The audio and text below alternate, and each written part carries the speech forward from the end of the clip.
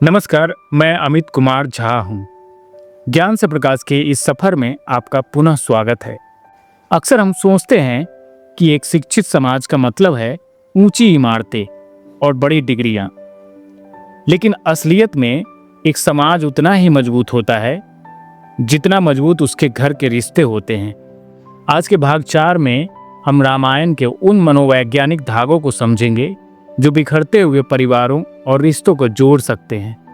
आज हम बात करेंगे उस मर्यादा की जो केवल राम की नहीं बल्कि हम सबकी होनी चाहिए।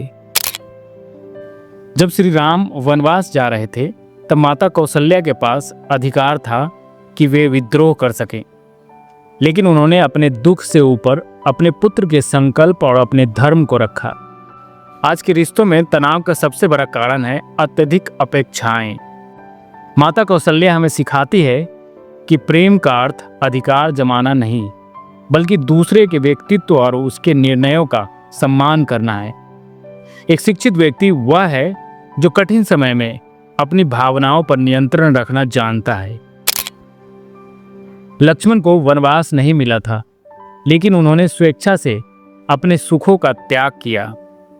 उन्होंने राम के पीछे चलना चुना, न कि उनके बराबरी में खड़े होकर अपना हिस्सा मांगा। किसी भी रिश्ते की मजबूती सपोर्ट सिस्टम पर टिकी होती है। आज हम तुलना के युग में जी रहे हैं। भाई भाई से और दोस्त दोस्त से आगे निकलना चाहता है। लक्ष्मण का मनोविज्ञान हमें सिखाता है कि किसी के पीछे खड़े होकर उसे शक्ति देना खुद आगे बढ़ने से कहीं बड़ी शिक्षा है। रावण की पत्नी मंदोदरी जानती थी कि उसका पति गलत है। उसने अंत तक रावण को समझाने का प्रयास किया, भले ही वह असफल रही। उसने चापलूसी के बजाय कड़वे सच को चुना। एक स्वस्थ रिश्ते की पहचान जी हजूरी नहीं बल्कि सच्चाई है। यदि आप अपने प्रियजन को गलत रास्ते पर जाते देख चुप हैं तो आप शिक्षित नहीं हैं। रिश्तों में सुधार तभी संभव है जब हम प्रेम के साथ साथ आलोचना को सुनने और कहने की हिम्मत रखें। सबरी ने सालों तक रास्ता साफ किया, मीठे बेर चुने। उसे नहीं पता था राम कब आएंगे, लेकिन उसे पता था कि वे आएंगे। यह अंधविश्वास नहीं, फोकस और पैसेंस धैर्य की पराकाष्ठा है।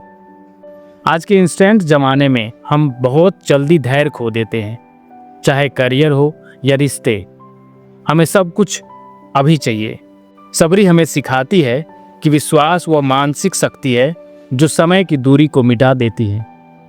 एक शिक्षित समाज वही है जो धैर्यवान है।